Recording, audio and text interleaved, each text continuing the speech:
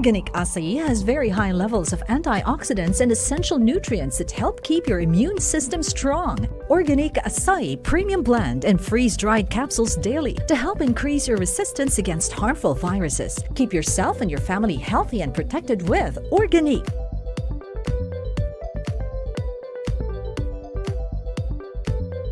Mahalagang paalala, ang Organic Acai Premium Blended Freeze-Dried Capsule ay hindi gamot at hindi dapat gamitin panggamot sa anumang uri ng sakit. Of all the tough decisions you have to make today, your family's health doesn't have to be one of them.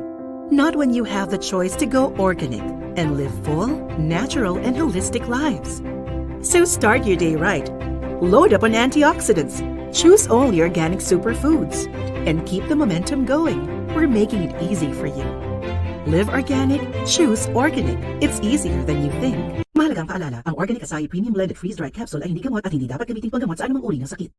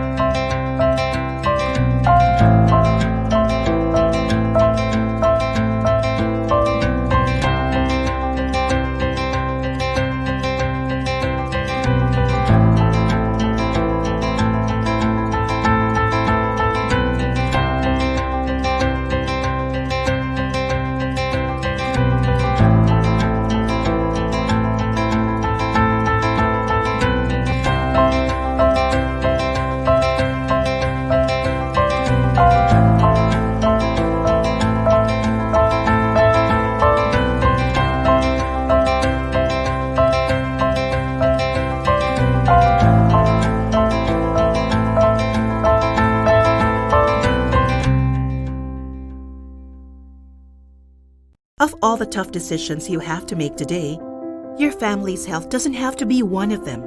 Not when you have the choice to go organic and live full, natural, and holistic lives. So start your day right. Load up on antioxidants. Choose only organic superfoods. And keep the momentum going. We're making it easy for you.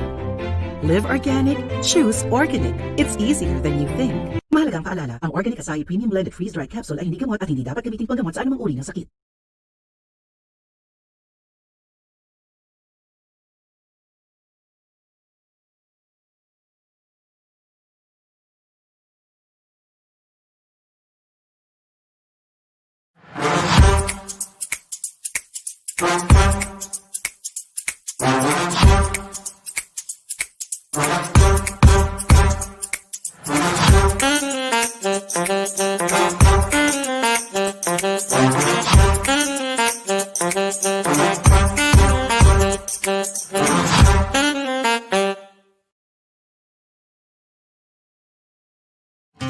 Previously on Wellness Wednesdays. So for most of us, a trip to the bathroom is an activity that is a little concern or the consistency, the color, in a daily basis.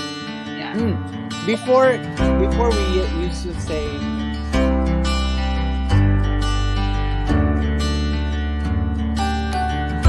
Wellness Wednesdays with Organique.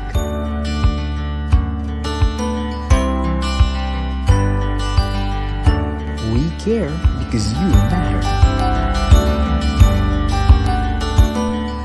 In support to DOH Bida Solusyon campaign.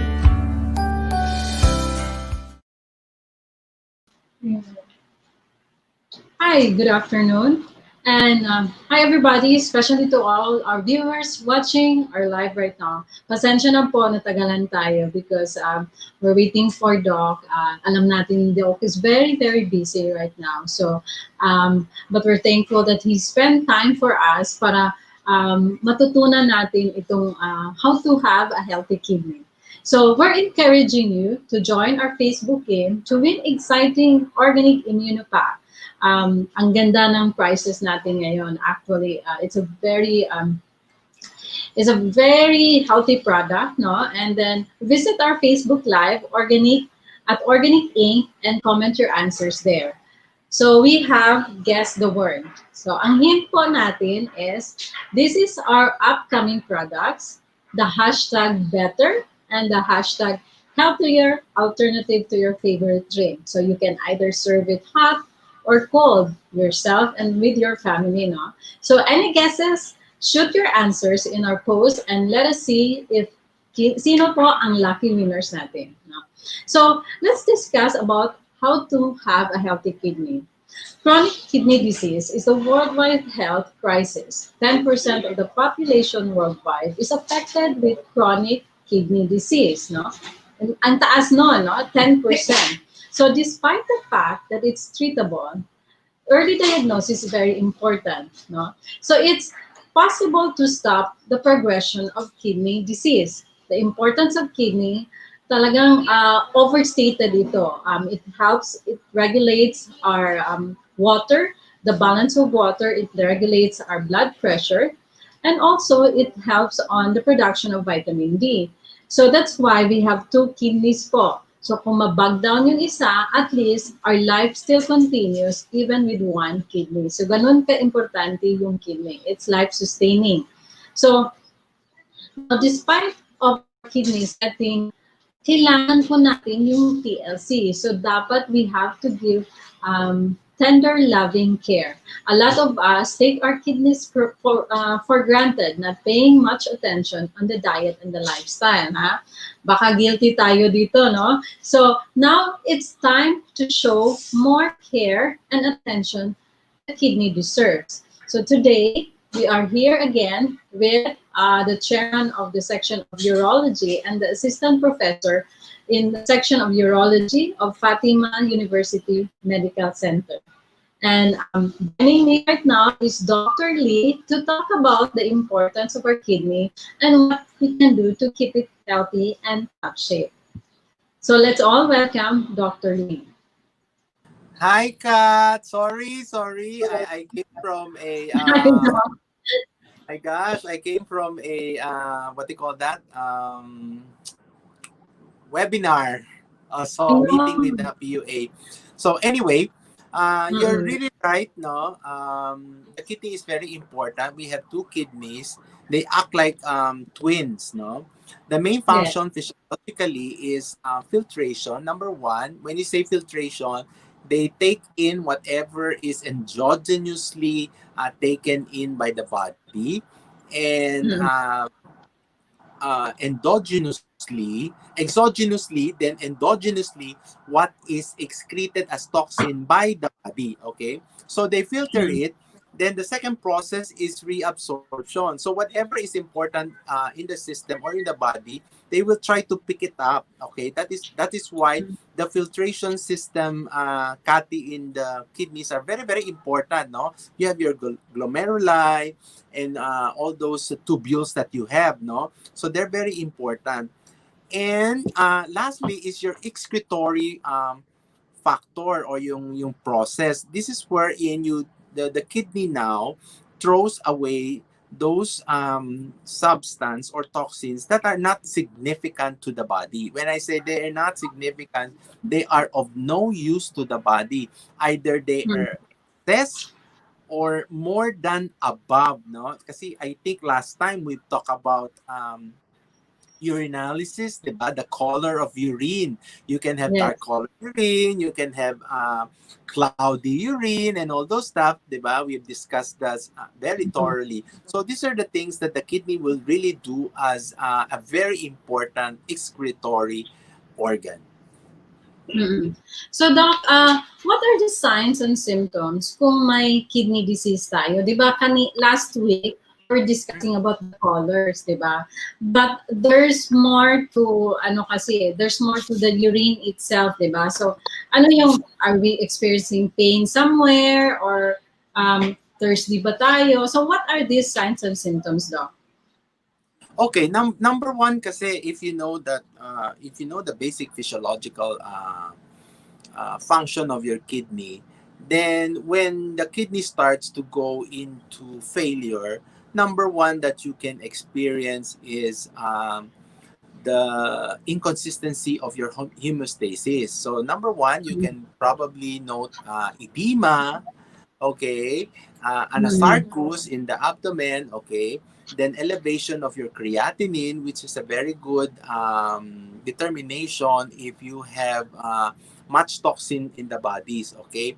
Then Mm-mm. besides that, okay, other aggravating factors, like diabetes, heart problems, excessive drinking of medications because of metabolic problems, or comorbidity, like we have mentioned before, does a tremendous stress more to the kidney function and causing failure to your kidney. Okay, so from your chronic renal failure, it might go to your acute to a chronic, it might go to a complete shutdown of your kidney if this is not taken care of because of your elevated creatinine, or you term as azotemia. Okay. So ito, Doc, you're more tired, so you have less energy. So ma-affect din yung, yung energy level natin dito, Doc, no? Mm-mm. Kasi you know for the fact na, Cathy, kasi your kidney is not only a filtrating organ, it has also the process of it, like the hormones, it can Mm-mm. control your blood pressure, you know, it has aldosterone, it can even control other stuff or in your system. It's a very intricate organ system, which I think as and can affect other organ system, like what you're mentioning a while ago. You can feel tired, okay, you have problems with the skin, probably because of the excretion that is given by your kidneys. Okay. So these are like 5 symptoms, like a simple symptoms na you don't have to go to the diagnostic laboratory, no? Parang it's a signal sa atin na baka kailangan natin magpatingin. So, we go back to the first slide? Okay, so you feel more tired, you're having trouble sleeping, no? Mhm. Dry and itchy skin because yung mga toxins hindi na makalabas, Doc, no? Okay. Tama ka It's dyan, Cathy. yeah. So it stays in your skin, and then you have the need to urinate more often. So palagi kang and then there's blood in our urine. Another slide would be ito, diniscuss natin to last week. Yes, Yeah. yes. Oo. Ito, Doc, you're experiencing persistent puffiness around your eyes. Ganun ba, Doc? No? Oh, Swollen. ito yung sinasabi ko, Cathy, no? Your 7 and 8 are the ones that we were telling them a while ago, telling our viewers na if you have imbalance with regards to the physiological function of your kidney, definitely your equilibrium and homeostasis will not balance. Even the balance of your sodium to water levels or your retention will not have any balance. So when you do not have any balance, then you can experience edema, puffiness, Mm. okay? And if you consistently have chronic renal failure, you might end up having nephrotic syndrome. The puffiness, Cathy, is most of the time you see it in nephrotic syndrome. You know, those are the end-stage renal diseases, no, more or less. So you see the puffiness, no.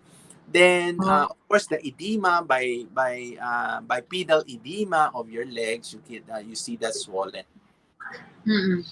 Ang na-notice ko sa mga pasyente namin, Doc, matidima siya, pero yung skin niya, parang it's so dark and, yung patient namin, there's scratching. Talagang it's so dry, di ba? Nakakaawa nga tingnan eh. No? Kasi ano sila eh, there is a defect already in the perfusion, no? Granting that you're not talking about vascular defect, okay? But the kidney itself is one mechanism wherein it cleanses your endotoxins, okay? So when there is a outpouring of this toxin that is not excreted in your body, then it will go into your bloodstream, like what you're saying, Cathy. Then it gives you a toxin level and probably later on a discoloration with regards to that, diba? So it can happen in a sense with especially with an interface of a big surface like your skin.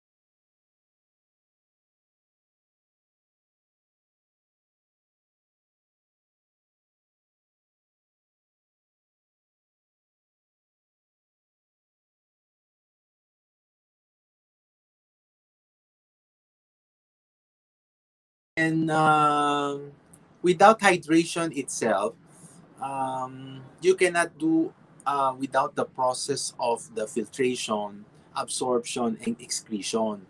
So at least, when you do hydration, basically you nourish, you give nutrients to your kidney. Okay, then the ones that we have shown to you with regards to the condition, the symptoms, and the signs and symptoms, especially the signs that we showed you, will not be easily experienced by the individual or the patient. Okay, it is very important also that we take in important nutrients so that our kidney will be nourished. Okay, not because that we are hydrating our kidneys. Okay, nourishing our kidney is also prime importance. Okay, do we overload them with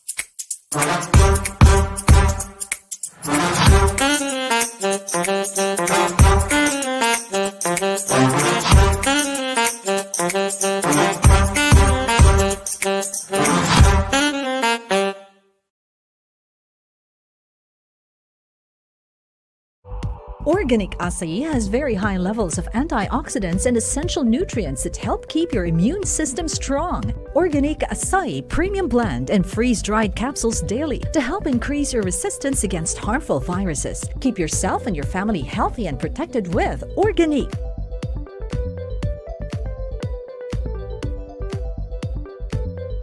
Mahalagang paalala, ang Organic Acai Premium Blended Freeze-Dried Capsule ay hindi gamot at hindi dapat gamitin panggamot sa anumang uri ng sakit. Hi, so we're back again. Pasensya na po, naputol yung internet namin. Ito talaga pag live, ang daming challenges. So I hope you're still all tuned in kasi hindi namin alam, naputol lang siya. But I'm thankful for Doc Lee na he continued. And stay tuned because we will continue this interesting topic about kidney. We have to take care of our kidney po because right now, notice ko na people are getting younger and younger when they go to dialysis. I remember kasi when I was in nursing school, which is way back, almost 30 years ago, yung mga nagdialysis, mga around 60 to 70 years old. But right now, ang nakita natin, ang daming nagsusuputan ng ang daming nagsusuputan ng dialysis center because it is true that 10% of the population may mga kidney problems. So we better take care of our kidney. Once yung dalawa po ang masira, wala na po. That we go to dialysis, the artificial kidney. And we have to think that when you go there, it's lifetime. Naaawa po ako sa mga pasyente na they have this artificial kidney. They have to go to this dialysis twice or 3 times a week po yan, 3 times a week. And they will stay 2 to 3 hours per week. Hindi lang yan po, but it's the inconvenience. It's lifetime. Another thing, it's very expensive. Per going to dialysis, it's around 3,000 to 5,000, no? Ang treatment. Nonetheless, it's the yung medicine, di ba? So imagine ng lifetime. It's better po tayo mag-prevent. Take care of our kidneys with proper diet. Okay, so a lot of water. Sabi ni Doc, 8 to 10 glasses of water. So we have to urinate every hour po. Remember, every hour. Doc, Thank you. No, alam mo, Cathy, we experience the same disruption ng internet because it's a bit rainy here, so the internet is a bit shaky. I So, know. And I'm thankful that you continue, and then pag mo na, Doc, ako na naman yung pumasok. So, pasensya na po. Ito talaga yung parang that's the for live ganyan lang Facebook. yan. Ganyan yan, Oh, ma'am. but Talaga at least I know. nai-interact. Oh, Okay. pero ang maganda niya, Doc, because the audience can ask questions directly to you, Oo. di ba? So there's interaction. This is the good part of Facebook Live, no? So, Doc, let's continue where you left off. Mm-mm. So diagnosis. Okay. Ayan. Okay, we diagnose, of course. Essentially, very basic tayo, ma'am. Kat is like, urinalysis, okay? Like what we have discussed last time, okay? There is a lot of things that is essential that we can see in mere urinalysis, okay?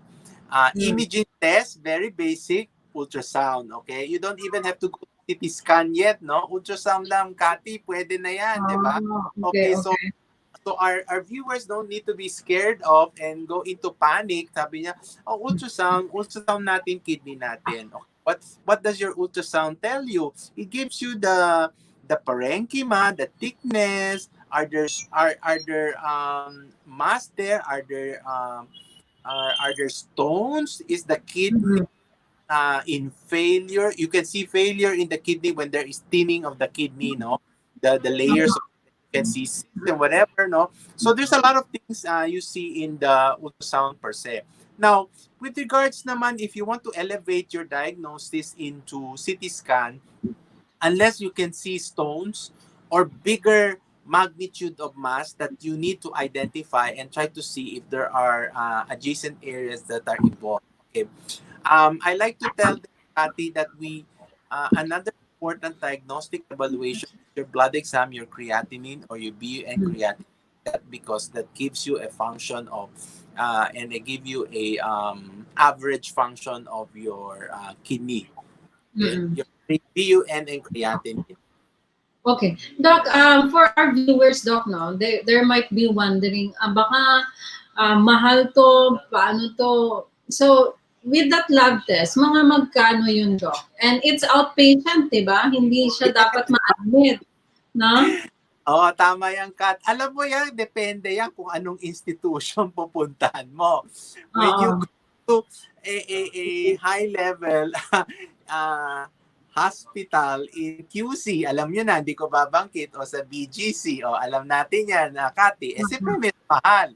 But we have diagnostic center that are accredited, and means when you say accredited, they are doing good examination, and they are approved by the FDA and the government and even the Department of Health, then we can go there. And it's a bit cheap, ba?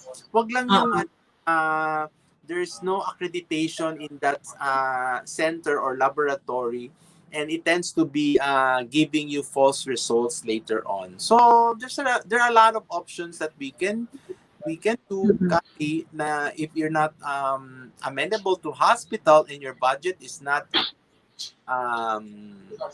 fixed to that, or you're worrisome of that, and you can go to diagnostic center we have available here. Okay. So, what are, ano yung dapat natin gawin to have a healthy kidney, Doc? Let's start with the diet. Okay. Yeah. Like what we have always say, Kat, yan, exercise, no? Exercise is important when it helps your kidney in excreting. So, ano ibig sabihin, Cathy, pag excreting? So, pag hindi ka mapalaihi, lalabas sa skin mo, di ba? Your skin, your toxins can come out through your skin by the mere what? Your sweat, di ba? That's why your sweat is sometimes salty, no? So, you can do that. Okay. Then, you can what?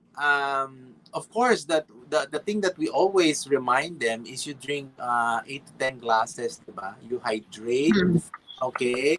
You hydrate your kidney. That is very, very important. Okay, this slide shows you that you monitor. Now, if you are metabolically there's a metabolic problem in you, okay, meaning diabetic, you have thyroid problems or sugar problems or vascular problems, you can check your sugar for diagnostic or monitoring purposes. Okay, but of course, blood exams are more accurate, no, and gives you a high percentage of accuracy as compared to the pricking sometimes. Okay, monitoring of blood pressure just to check if you have you are on a normal path or an average. Our average now is 110 over 70. The before it's 110/80, but now they made it at 110 over 70, and above that you should have yourself evaluated. Probably your perfusion is not doing good, no. Vascular movement, especially of the blood, is very, very important. Especially this can trigger some problems not only in the vascular system but also in the kidneys. Okay, okay, of course, overweight, excessive BMI, basal metabolic index, or unhealthy eating, can be a problem later on. So you are guided by always weighing yourself. If you cannot weigh yourself every day, at least once a week, you try to weigh yourself. So much so you will know if you are on standard with regards to your height. Diba? Importante yan kasi minsan your height, your weight is heavier than your height, okay? Like we have mentioned, Cathy, you have to drink plenty and plenty of water, no? If we have given a standard of 8 to 10, siguro more than that can nourish your kidneys better because we have two kidneys. Especially, alam mo, if you're eating a lot of salty food, di ba? Mahilig ka sa maalat, no? O yung mga junk food. No? Ang problema ngayon do, ang daming junk foods, ang daming mga preservative, and it tastes so good, di ba? But, Tempting. tempting, pero nga, long term, nakakasira sa kidney natin. Because, yun ang na-mention ko, Doc, I mean, when I was a student, I haven't really heard of, dialysis na ganun karampant. Ngayon, parang ang dialysis ng franchise, ang dami na, di ba? So it's really because of, yun na nga, 10% of the population, there's a kidney disease, di ba? Yeah. So, it's alarming. And Cathy, di ba, both of us, we don't advocate a lot of processed food, yung mga canned food, di ba? Even before now, we were mga canned food na yan. Of course, they're nice, but more or less, if you frequently eat canned food, that's not good, di ba? It's to have yung freshly squeezed or freshly processed food. Nako, ito lalo na, cigarettes, di ba? So, smoking, bro. How does it affect yung natin, yung kidney natin? It destroys the renal tubules, no? Especially the unit, the micro unit of your kidneys, the glomeruli. Sometimes they will say, "Oh no, I'm okay with that. I'm healthy because I'm a smoker. I'd rather be a chronic smoker rather than die instantly." But if you think about it, not only with your nicotine, okay, your nicotine affects your lungs. Later on, it will affect the tubules, the renal tubules, especially your glomeruli. Your glomeruli are the units, no? And when this is affected, of course, definitely there will be impairment with your filtration and the rest of the function of the kidney. There. Ito talagang smoking, ang daming nito, ang daming pwedeng ma-destroy sa katawan. Diba? Hindi biro. So we have to quit smoking, please, no? And then can we go for next slide? Okay. Ito, Doc, over-the-counter pills. So, ito yung mga pwede natin bilhin, walang reseta. Very dangerous pala ito, no? Hindi pwede yan, Cathy, kasi that's not allowed, no? Yeah, I think we are all ruled by a regulation, especially by FDA and the pharmacy regulation, that you need a prescription, especially drugs that are narcotic in nature, di ba? When I say narcotic, yung hindi ka makatulog, antidepressed ka, di ba, Cathy? Alam mo sa'yo, pahingi ng pampatulog, but ayaw mo na lang matulog, read some books, no? Di ba? Or drink acai, di ba? So that you can sleep. Yeah. Makatulog. Ay, nako. Uminom ka ng organic para makatulog ka. Yun na nga. Para mahimbing pa yung tulog. So, let's have our kidney function tested if you're at risk. So, Doc, basahin ko lang yung some questions dito. Si DG Dadjana. Paano po malaman if yung back pain natin is related to kidney problems? Anong klaseng back pain? So itama ka niyan, no? So we have to look into that. You're correct. We cannot blindly tell you na, it might be the kidney, it might be the vessel, it might be the muscle, it might be the what do you call that, the bones, no? So what is very important that you have to do, we have to do lumbar x-ray, we have to do ultrasound, we have to check one by one if and when, how the frequency of the pain. So we try to see if the thing is the symptoms is really related to the kidney itself, no? Okay. So Doc, what are the foods to avoid? Ito, ang maraming maano nito, ma-offend. Ma-upset. Maraming ma-upset kasi ito ang masasarap na pagkain. Okay, red meat. Yes, Doc. Hindi pwede yan, di ba? Excessive red meat, we talk about that. We even talk about urinalysis when you find protein contents, no? If you have already a end-stage renal disease or chronic renal disease, you cannot really absorb much of your protein.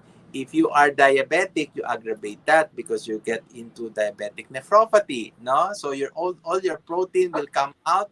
Then, Cathy, you'll have what? Proteinuria. Ang daming protein sa Then you keep on eating meat. And meat cannot be properly processed because you already have kidney failure. So what will happen? That's stuck up in your system and you get into more problems than not, no? Because mga ganyan, mga red meats or they are difficult. Not that if you have a normal kidney, probably they are the more difficult to grind in, no? But if you have a failed or meaning dysfunctional kidney, it's more difficult for them. So what will they do? They just have to throw all the chunks down into your system, no? Oo. Ang na-notice ko dito, Doc, like nuts, no? Very high in protein. Beans, those are all high in protein, and also the milk. So bakit given na yun, mga beans, nuts, high in protein, pero itong milk, Doc, milk. So milk high in protein or calcium? Yeah, calcium, depending on the need that you need, no? If you're talking about storage, I think if you're 50 years old, you cannot store calcium in that, no? So your milk is just a supplementary to probably other systems that you have, because milk is also a very good means of putting you to sleep if you cannot, rather than narcotics, no?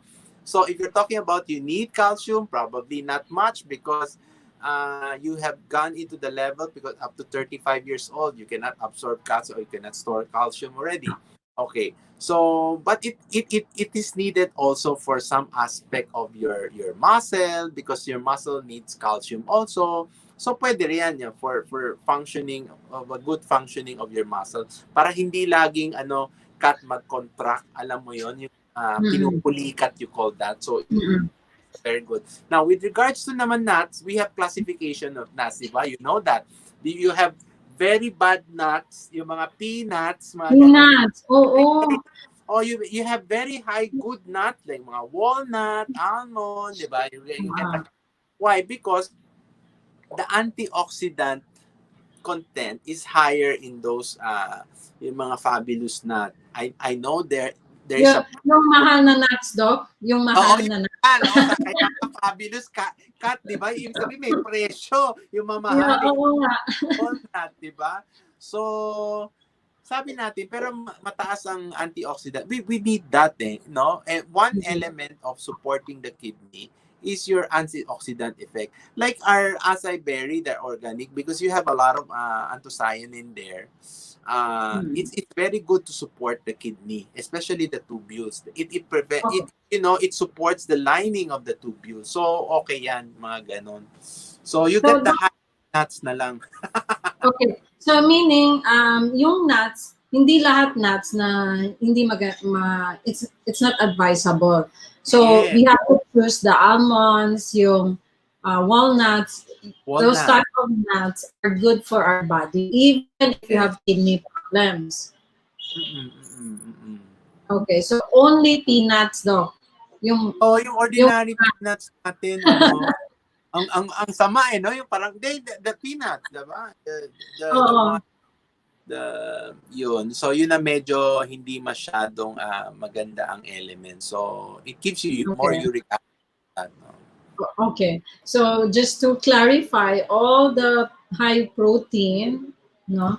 The meat, yung munggo, Doc, yung munggo. Okay, munggo kasi have uric acid Okay? It's a bit uric. Correct me if I'm wrong, because munggo has that, no? Now, there's a certain period that you need that because of protein. If you don't really eat meat, sabi na, you can. But you do not overdo it. You do it in moderation. But sometimes, Cathy, our patient, when we say that to our clients, in moderation, hindi mo alam kung moderation nila iba Garganto sa moderation nila Dok, pwede bang kainin araw-araw? Hindi naman ganyan ang moderation natin, di ba? So, in moderation means you can eat it once or twice in a month. That's okay because your body system, especially your kidney, can regulate the uric acid content in it. But if you eat it more than the regular or the frequency, then you get high levels. Now, probably it goes to your system. Pagsisihan mo, you get hyperuricemia. Ang taas-taas ng uric acid sa dugo mo, di ba? Which is caused by your excessive uric acid intakes of food, di ba? Okay. So bawalan natin yung mataas na protein pag may kidney problems tayo. Yes. So yun. And we'd like to talk about natural food that helps naman having healthy kidney, di ba? So ano ito yung foods natin ito? This was of course the water last week na topic. Okay. So fatty fish, Doc, because ito sweet potato, green leafy, apples and berries. So So anong nasa berries na maganda sa kidney? Well, your anthocyanin is very good, no? That's number one. Your anthocyanins is our important substance, no? Then you can have flavonoids. Anthocyanin. I mentioned anthocyanin because it has very good antioxidant, but it prepares the tubules. It helps supports the tubules. Because initially I was mentioning a while ago, Cathy, when your tubule starts to be disrupted because of infection, if it's not supported well, masisira yan. And when you have renal tubules disrupted or destroyed, it cannot be regenerated. So your anthocyanin is very, very good in that. Okay. Now your flavonoids and are the ones that give nutrients, 'di ba? Parang pinapakain mo yung kidney mo para hindi siya masira. It is well preserved, and the color and then the consistency, and you know these are actually the two major important ingredients of your acai berry, which is very, very strategic when it comes to conditioning the kidneys. Okay. Magbasa lang ako ng Doc, question. Namamana po ba yung sakit ng kidney? So this is from Rejoice Puerto. Is it hereditary? Okay, Cathy, if it's metabolic, when you say metabolic syndrome, so yung diabetes, malamang. Okay. Mm-hmm. If it's primary diabetes or meaning congenital in nature, malamang you can have it even the second generation, third generation. If it's secondary type or yung type 2, ibig sabihin, Cathy, if you have familial tendency pero kain ka ng kain ng matatamis, talagang you end up talaga having diabetes because you push your system to be what? High over above sugar levels, di ba? High above sugar levels. Ibig sabihin, kung na-maintain mo yan, na-maintain sugar mo, kahit na if you have a strong familial tendency, you might put a control and will not have an adult type of diabetes. Usually naman, Cathy, tayo, kain tayo ng kain, ng matatamis. Filipino has sweet tooth, di ba? You know for the fact, cake, chocolate, and everything. Leche plant, di ba? So, mapipigilan mo ba yan? Hindi. So, you end up later on having problem. So, that is number one. If you have comorbidities such as diabetes or metabolic problem, you can end up having it will become familiar or namamana talaga. Oo. Kasi ang iba, Doc, sabi nila, hindi naman sa genes namin yan, so I'm okay. No? Hindi pwede yun. Kasi whether wala sa genes or meron sa genes, you have to take care of your body. Kasi, or else, ganun ka, you will end up having disease. No? Ang dami. I'll just say hi to some of our Doc viewers, no? Si CD De La Cruz. Ito pa si Eliza Somadero. Hi, thank you po for understanding sa internet connection namin. Until now, you guys are still watching us. We'll have part 2, Cathy. I'll have part 2. The kidney so that we can answer all the Yes. So, Doc, there's a question. Is mefenamic acid not healthy for your kidney? Over and above, because there are substances that are not as good, no? Mm-hmm. Because mefenamic acid, which is a pain analgesic, di ba? Like your Ponstan can be something that is dangerous, even NSAIDs, di ba? NSAIDs, which are given for pain, bone pain, muscle pain, lumbar pain, can be not good as a drug later on if you drink it excessively, okay? Mm-hmm. Because this can be toxin to the kidney. Not that you're saying that the kidney cannot excrete them and process them, but there are substance ingredients in these drugs that are not as good as what we want, diba? That's why you should not take in mefenamic acid excessively. Diba? Pag kaya naman ang pain, we do not allow that kasi may iba sa atin, di ba, Cathy? Sige, mefenamic. Oo. Parang regular basis na. So, hindi yan pwede. Alam mo, ang dami yan sa US and sa Canada. When I was practicing my nursing there, parang isang bundle na, parang ganito, isang bag na mga pain medication per patient. So, that's why yung instances ng kidney failure mataas. So, kasi pain tolerance yata nila, Cathy, they don't like a lot of pain. Tayo kasi we're used to pain. Parang konting, di ba, konting kibot, ayaw na, di ba? Give me this, give me tranquilizer and everything. Sige.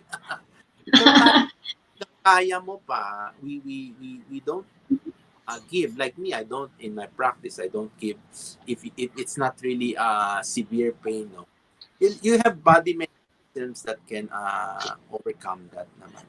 Yeah.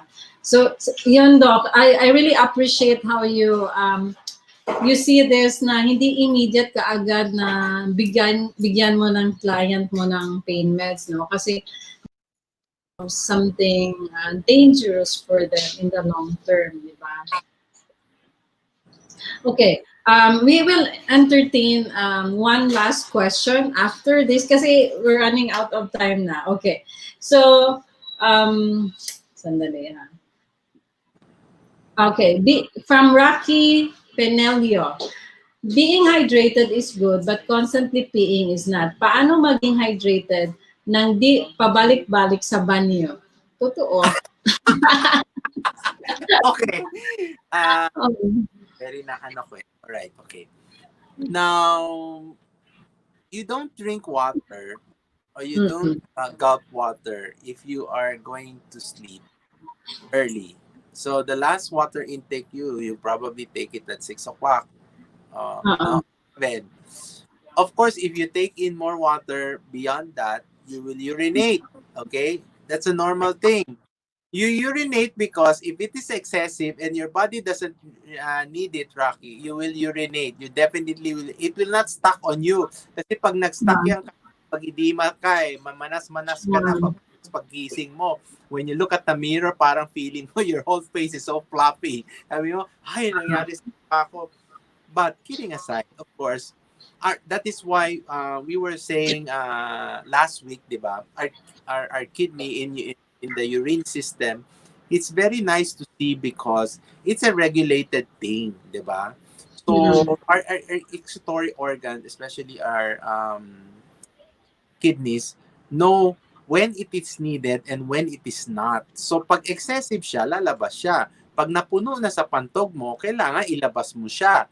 So the dictum is if you're gonna sleep early, if you have stuff to do in the morning, so wag ka na uminom ng tubig beyond 6 o'clock, then of course titigil na yan. Unless you have clinical or pathological problems, then you will still urinate. Oo. Iba sabi natin, Cathy, iba yung may may pathology, meaning disease, no? Disease different, no? Like diabetes, you can have polyuria. But if you're a normal individual, you will go to the process of physiology that we're saying.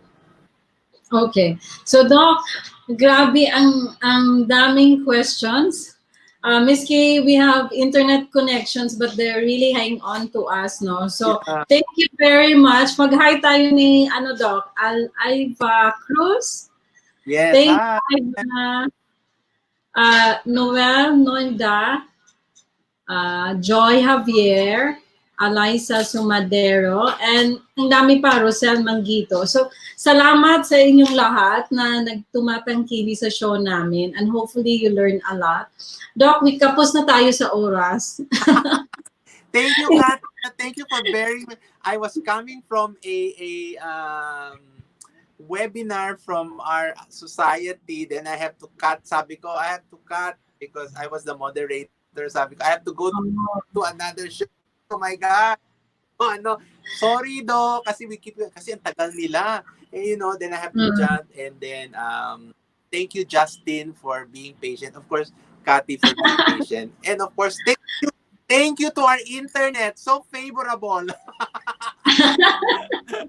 parang Doc, everything just parang when it rains it pours, no? Ang internet, but thank you din, Doc, for giving us your precious time.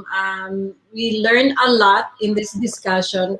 Actually, kapos pa tayo ng oras kasi ang dami pang questions. So, just I'd like to tell the viewers, just continue asking some questions and maybe we can answer them later. Yep. Thank you, Doc. Thank you sa lahat. And sa uulitin natin, Doc. Hopefully, we can have you again here. Thank you very much. Yes, thank you. Good night, Doc. So right now, we will announce po the winners. Alam ko, ang dami na naghihintay. Ang dami ng mga answers dito. But we only have to choose 5 winners. So the lucky winners, the lucky 5 winners who can taste, no, na masarap natin na product, new products. So the answers are acai choco and acai coffee. So the winners are Kiko Reyes, Andrew Ang, Lera Cabarles Alolor, Paula Gutierrez, and R.A. CNT. So salamat po, and I hope you will love the drink. This will be available soon in the drugstores and the supermarket nearby, and also our Facebook and website. You can order it there, and hopefully in Lazada.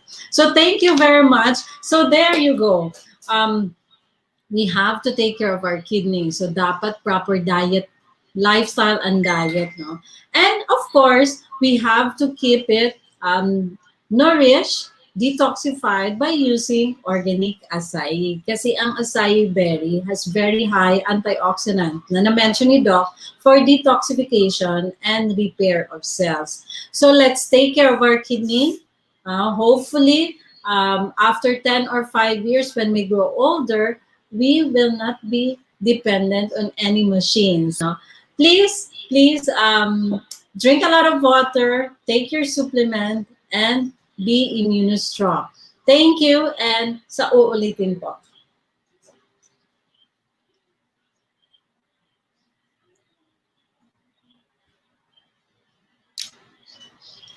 And then here we have Olani. Please join our resellers. Olani, every Thursday, 10 a.m. we have webinar. So hindi pa kayo healthy, but at the same time wealthy. So share the health and enjoy the wealth. Thank you very much, and have a good night po.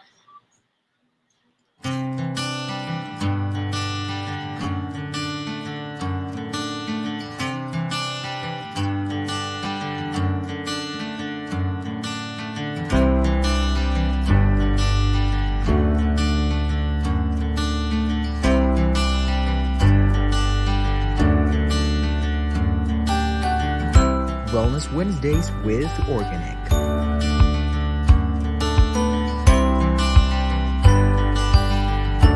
We care because you matter.